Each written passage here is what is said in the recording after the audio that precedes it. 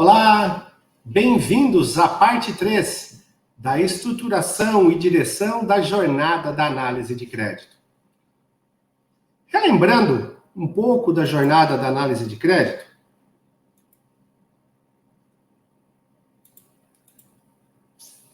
quando o crédito toma vida própria e cria sua jornada, ele vira um grande apoiador da jornada corporativa das nossas empresas, em busca sempre dos nossos melhores resultados. Hoje, nós vamos fechar o segundo painel de estruturação e direção, para que nós possamos sustentar e ligar a nossa jornada da análise de crédito à jornada corporativa. O primeiro ponto que nós podemos observar da terceira parte é nós fazermos o que nós chamamos de jornada do analista de crédito. Ou seja, como o nosso analista de crédito, como nós, trabalhamos no nosso dia a dia. Que passos nós temos quando nós vamos fazer análise de crédito? Esse desenho, digamos assim, esse framework, esse fluxo, ele mostra mais ou menos como a maioria das empresas deveria estar trabalhando quando faz uma jornada de análise de crédito, principalmente manual. Pense em você, a pessoa, executando esse trabalho. Não vamos pensar em softwares, automação ainda nesse momento. Então, tudo começa com uma requisição de análise de crédito, né, de um cliente. Pode ser um pedido, pode ser um cliente novo, pode ser um aumento de limite, pode ser uma prospecção. Então, tudo começa com essa requisição de análise do cliente. O segundo passo é nós verificarmos se esse cliente pertence a um grupo, ou seja, ele é sócio de outras empresas são sócias deles, eles têm sócios em comum ou não. É muito comum que as empresas sejam controladas e não tenham sócios e participações em comum. É uma coisa corriqueira, digamos assim. Então, se eu chamei a análise do cliente, já analisei se ele é um cliente único, se ele tem filiais, se ele pertence a grupo econômico, é hora de validar o cadastro. Mas por que nessa ordem? Imagine que nós podemos empreender uma série de esforços para analisar o crédito do cliente e descobrimos que o cadastro dele está inválido, ele está inapto na Receita Federal, ou no Sintegra, ou em outro órgão que obriga esse cliente a estar ativo para podermos fazer negócio. Então, se nós queremos já, mesmo que manualmente, baratearmos o custo da nossa análise de crédito, nós podemos começar pela validação cadastral. Feita a validação cadastral, começamos a analisar como é que é o comportamento desse cliente na nossa empresa. Como é que ele se comporta no contas a receber, como ele paga. E também, não só contas a receber, mas podemos observar se esse cliente faz pedido e cancela muito. Como é que é o modus operandi desse cliente no nosso ambiente interno, dentro da nossa empresa? Na sequência, nós vamos analisar como é que ele se comporta no mercado, ou seja, nos provedores. Na próxima lâmina, nós vamos falar mais de alguns provedores. Primeiro, nós vamos analisar o histórico, né? Olha, deixa eu ver os relatórios desse cliente que eu coletei ao longo do tempo, quantos eu tenho armazenado, como eu armazeno isso, quando eu devo fazer uma consulta nova. Então, analisei o comportamento, olhei histórico e decidi, vou fazer uma consulta nova desse cliente ou desse grupo no provedor. Na sequência, eu vou começar a juntar essas informações e vamos analisar a evolução do nosso relacionamento. Então, como é que esse cliente tem pago? Como é que esse cliente tem se comportado interna e externamente? Eu já tenho uma visão de atraso, de volume, né, de inadimplência. Agora, eu vou observar as políticas, regras e alçadas que a minha empresa já tem. Normalmente já tem, né? Pode estar escrito numa folha de papel, pode estar na cabeça das pessoas, mas as regras, de certa forma, elas existem. Então, fiz uma primeira análise, vou passar pelas políticas, regras e alçadas, e aqui começa o trabalho, que ele é bastante influenciado pela nossa experiência, que é nós começarmos a julgar esses dados que foram coletados. Que peso tem esse comportamento para mim? Puxa, isso é muito, isso é pouco. Percebam que nós já começamos todo um trabalho de coleta, fomos investindo tempo, então comecei a fazer análise, e o tempo foi passando, o tempo foi crescendo. Quando eu já estou chegando no julgamento, já dependendo de como é o meu processo, do grau de automação, já pode ter se passado muito tempo. Quando eu digo muito tempo, eu não estou falando de um dia para o outro, nem em horas, mas pode ter se passado já 5 ou 10 minutos e a fila está chegando, né? Está crescendo de pedidos, de clientes aguardando, então eu começo a fazer o julgamento. E aí, julguei e disse, não, tá, esse cliente é bom. Aí já vem a pergunta, eu vou decidir o limite de crédito desse cliente. Eu vou decidir o limite de crédito pelo potencial que esse cliente tem, ou eu vou decidir o limite de crédito por quanto ele quer comprar? Essa é uma pergunta que exige muita reflexão. Se eu estou sempre olhando para o que ele quer comprar, se ele é um cliente ruim, eu posso estar correndo risco de dar muito mais do que ele merece. Se ele é um cliente muito bom, eu posso estar dando muito menos limite do que ele merece, porque ele compra pouco da nossa empresa. Aí nós vamos avaliar o risco de aprovar ou não esse cliente, ou este grupo, que já se passou mais tempo ainda, para depois nós tomarmos uma decisão. Aprova, não aprova, vai em frente, pede mais coisas. Enfim, percebam que, dependendo de como nós organizamos essa jornada convencional do analista de crédito, nós gastamos mais tempo executando trabalhos e rotinas manuais do que julgando e decidindo o crédito do cliente. Mas não vem tanto ao caso agora. Hoje o grande foco é, seguimos isso? Eu já falei nos outros eventos, né? Para quem não assistiu ainda, pode analisar, ver o nosso primeiro evento, que é a construção do pensamento corporativo, alinhar todos. E desde o início, né, do evento 1, 2, da direção e estruturação da jornada da análise de crédito, nós temos falado sobre isso. Não é porque nós não medimos determinadas coisas, não quer dizer que elas não estejam acontecendo. Então, não, mas eu faço à medida que vai chegando, eu vou fazendo. A chance de você não estar replicando as suas melhores decisões, ela é muito grande.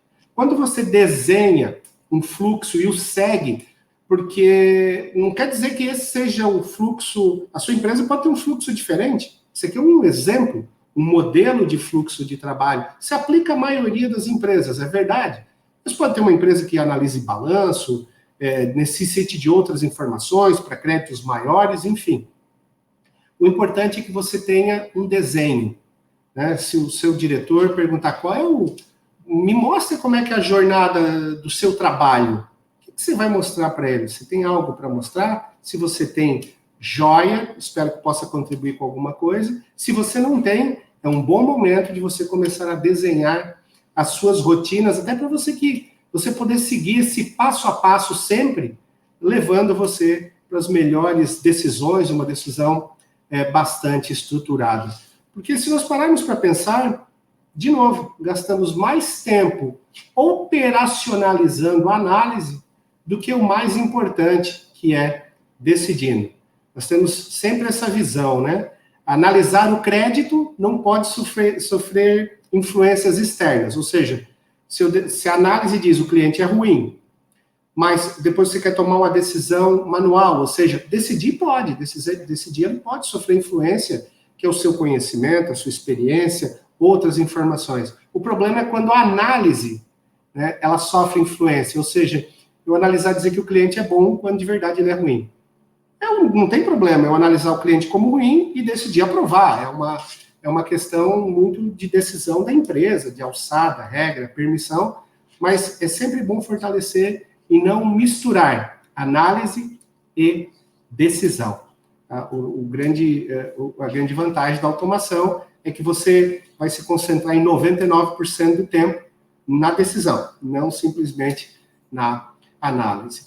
Agora, trazendo essa jornada convencional do analista de crédito, vamos entrar um pouco dentro dela hoje, para que abra caminho para o terceiro painel, que é a construção das políticas de crédito. Então, são as políticas para que nós possamos trabalhar na interpretação, né, dessas informações, desses dados. Então, entrando um pouco mais dentro dessa jornada convencional do analista de crédito, a análise de crédito nós podemos dividi-la em 3 grandes blocos, que são as informações cadastrais, as informações internas, que são da nossa empresa, e as informações externas, normalmente, que vem de um provedor de informação, de um birô. Nós já vamos falar mais sobre isso.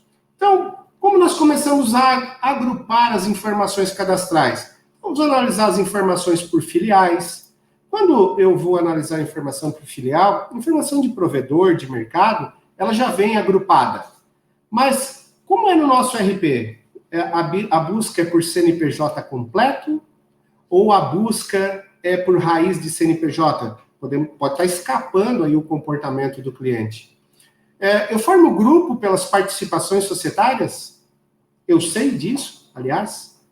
Como é que nós estruturamos os grupos econômicos? Nós criamos, além da matriz e filial, nós juntamos CNPJs diferentes, tendo participação, não tendo sócios em comum, não tendo, porque isso pode mudar muito a análise de crédito, tanto do ponto de vista de depreciar a análise, se o cliente tiver mau comportamento em alguma entidade, quanto também favorecer o crédito desse cliente, né, no momento de decidir. Né? Então, ao longo da minha vida profissional, eu já vi muita coisa acontecer com o grupo econômico, tanto positiva quanto também negativa. Então, é muito importante que se conheça quem são, né, esses componentes de grupo econômico. Ainda dentro das informações cadastrais, é importante nós observarmos como é que está a situação desse CNPJ, né? Se ele fizer parte do Sintegra, né, que são as receitas estaduais, na Receita Federal ele está ativo, não está ativo, no Suframa, se for o caso, né, que é o Sintegra lá da Zona Franca de Manaus, que não é só Manaus, né? Existem outras cidades fora de Manaus que também fazem parte do Suframa, isso dá diferença tributária. Puxa, eu estou analisando esse cliente, algum órgão regulador precisa ser consultado para ver se o cliente está apto, né? Então, já olhei Sintegra, já olhei Receita Federal, mas pode ser que eu tenha que consultar esse cliente em alguma entidade de classe, algum órgão do governo, para saber se esse CNPJ está apto, né? Acontece muito na área de medicamentos, na área de combustíveis, para verificar, por exemplo, se esse posto está habilitado na NPI. Então, enfim, o seu negócio pode exigir N fatores. Trabalhou com pessoa física, será que ele está habilitado lá no órgão de classe? Enfim, são uma série de verificações cadastrais de situação que nós fazemos ainda antes de fazer toda a parte de análise de crédito, né? Ainda nós estamos estruturando o que nós vamos utilizar para depois podermos interpretar todas essas variáveis. Puxa, foi feita toda a validação cadastral, está tudo ok. Vamos olhar para o cliente internamente. Então, como é que ele se comporta no nosso contas a receber? Eu tenho informações coletadas, pareceres desse cliente.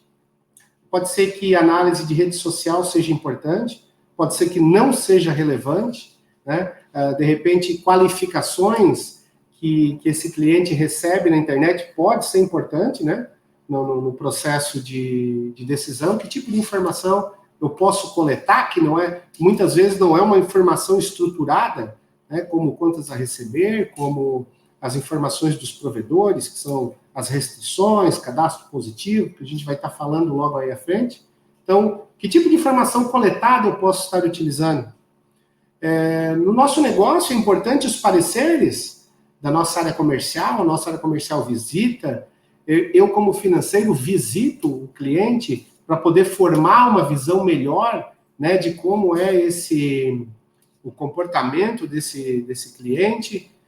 Uso informação de balanço, né, de DRE. O que eu coleto informações diferentes do cliente, né, mas que são objetivas, que são estruturadas, né, como eu dei o exemplo agora, o balanço. Esse cadastro tem algum tipo de bloqueio, não apenas de situação cadastral, mas pode ser de bloqueios internos, de um golpe anteriormente, de um mau comportamento, de um desajuste, um desalinhamento. O cadastro ele tem que ser muito bem cuidado. Quando a empresa diz, olha, eu não vou nem mexer porque o meu cadastro é complicado, eu, sem a menor dúvida, digo, olha, comece a mexer agora, porque isso vai te perseguir para o resto da vida. Você não consegue gerar um relatório, você não consegue gerar uma estatística, ou seja, os dados acabam não tendo relevância para os seus negócios, né? Puxa, eu coleto o faturamento desse cliente, ele informa o faturamento, eu consigo, né, acessar o faturamento desse cliente, pode me ajudar, né, também nessa construção e composição da análise de crédito. Se nós já observamos as informações cadastrais, nós observamos as informações internas, ou seja, como este cliente ou como este grupo econômico, com estas filiais, se comportam com nossa empresa. Isso o custo é mais baixo, porque isso é mais tempo, né? Deixamos para o terceiro passo, são as informações externas, ou seja, nós consultarmos os birôs, as fornecedoras, os administradores de bases de dados, para nós entendermos como é que esse cliente se comporta no mercado.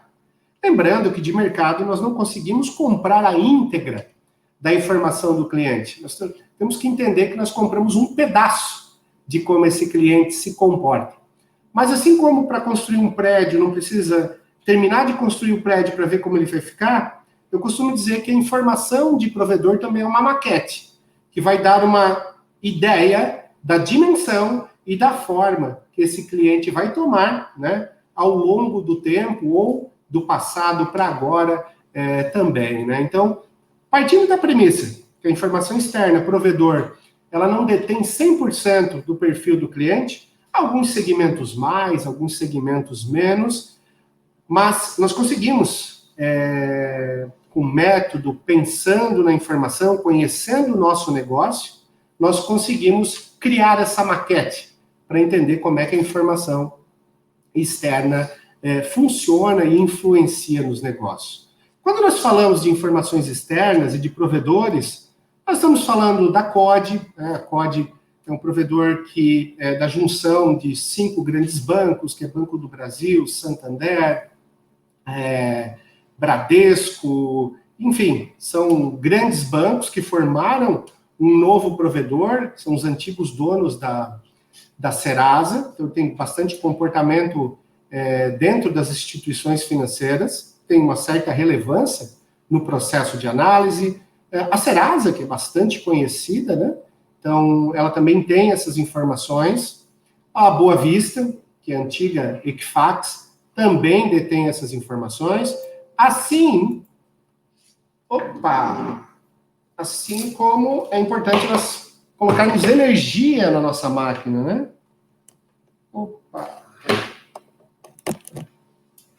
Pronto.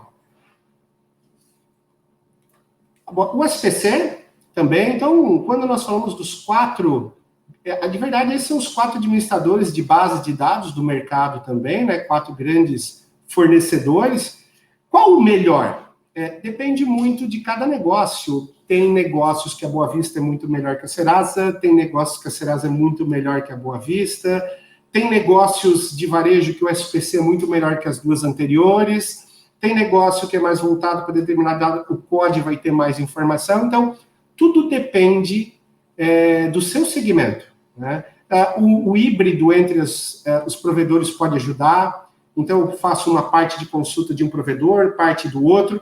Tudo isso, a partir do momento que nós conhecemos a nossa carteira, isso fica muito mais fácil. Nós vamos lançar em breve um vídeo falando dessa otimização. Como é que nós podemos alternar entre os provedores para podermos capturar o máximo de informações, né, que nós conseguimos dos nossos clientes, para sempre tomar a melhor decisão de crédito.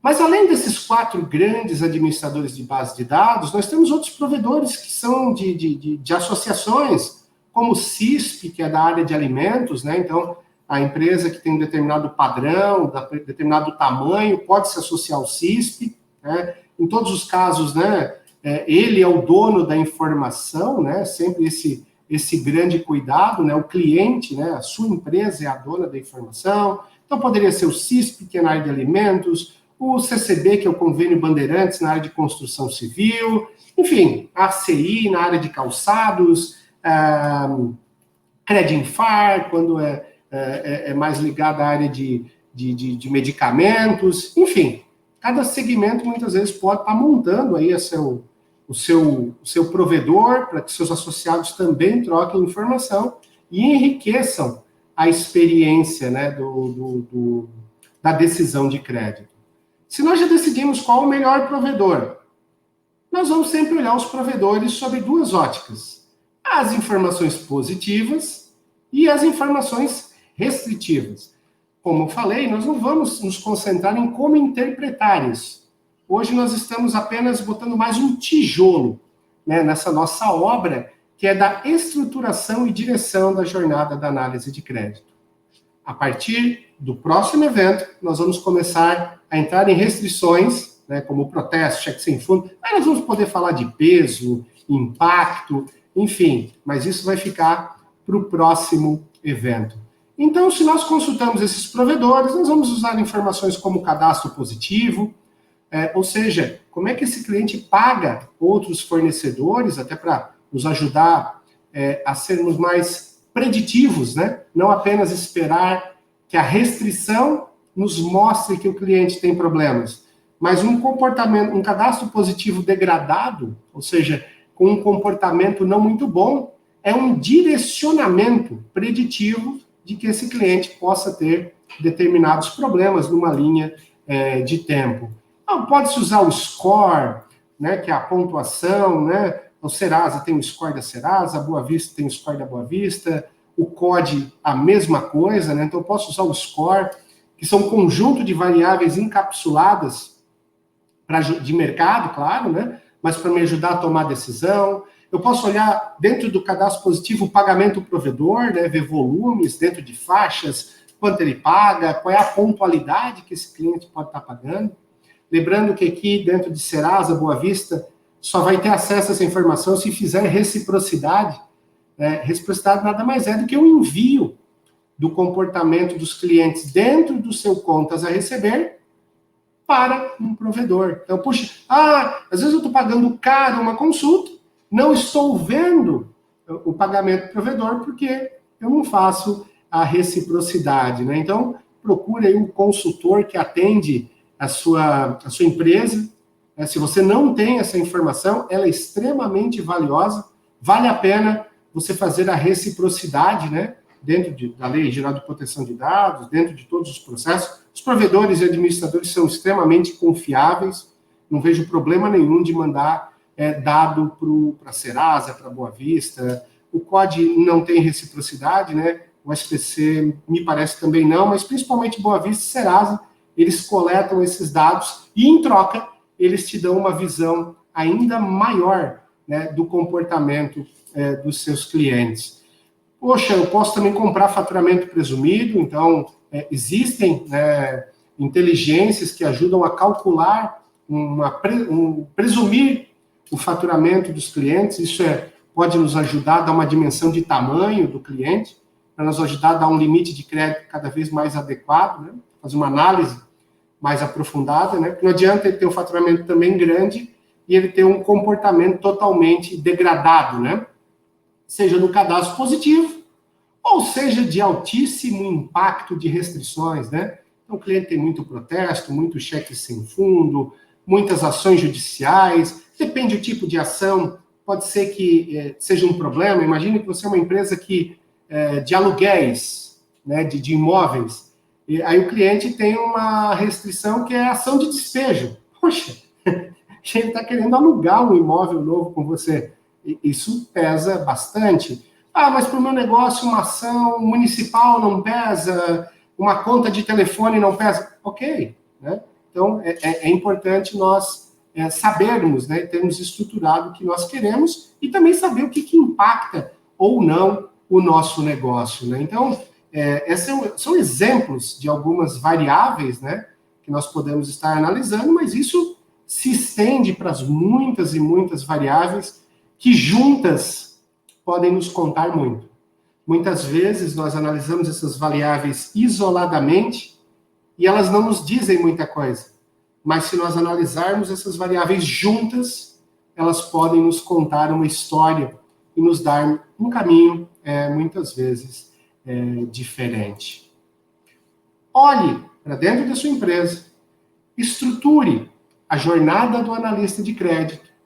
Tenha muito cuidado na escolha do provedor, como que se acessa no seu ERP, nas informações cadastrais, né? Que tipo de provedor melhor se enquadra para a sua empresa. E tenha em mente que muitas vezes as análises são diferentes para o primeiro crédito. Então, quando eu abro o crédito de um cliente, quando eu estou fazendo a renovação de crédito de um cliente, na segunda etapa, né, da estruturação e direção, nós falamos sobre isso, né? Renovar crédito do cliente só quando ele pede para aumentar limite, ou a cada 2 anos, não é gestão de crédito, né? Quando ele vai aumentar o crédito, né? Pode ser que também seja um processo, que todos 3 sejam diferentes. E nós temos que ter em mente quantas políticas de crédito a nossa empresa vai precisar. Porque dependendo, né? Na primeira etapa da estruturação da jornada de análise de crédito, nós perguntamos, puxa, eu vou analisar o mesmo conjunto de informações para cliente grande, médio, pequeno, da região A, B, C, do segmento tal, então quantas políticas de crédito o meu negócio precisa? O peso que nós vamos atribuir a essas variáveis, nós vamos estar vendo no nosso próximo evento. Quem pode fazer o quê? Quem pode aprovar? Que aqui já estamos começando a desenhar a governança. Definimos as políticas, quem pode fazer, o que pode fazer e até quando, até quanto pode fazer.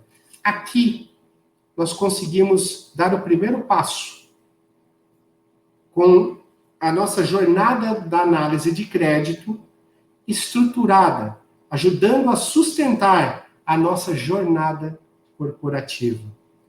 E sempre batendo na mesma tecla, que quando uma área sempre vence, a companhia perde.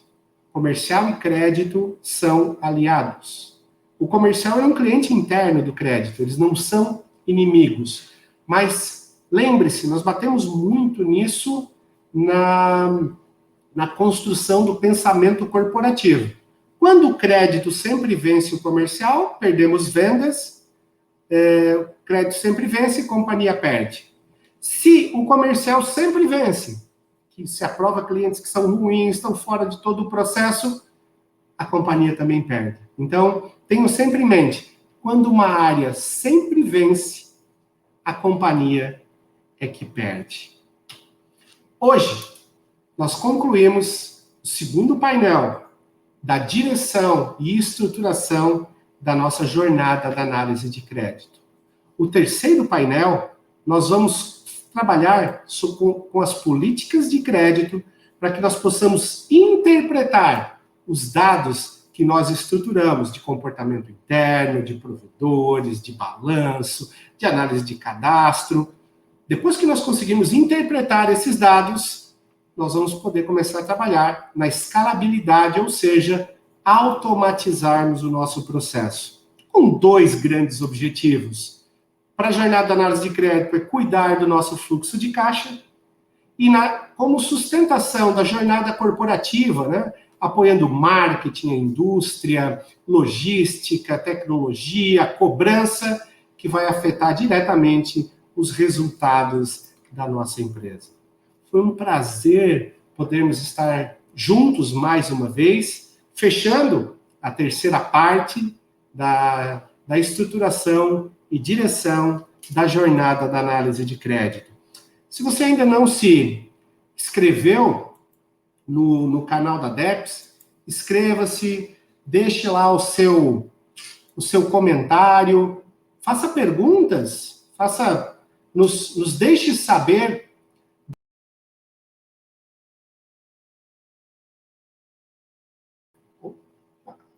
deixe-nos saber das suas impressões de como foi esse nosso evento e os eventos também anteriores, para que a gente possa trazer novos conteúdos cada vez mais apoiados naquilo que você e que a sua empresa precisa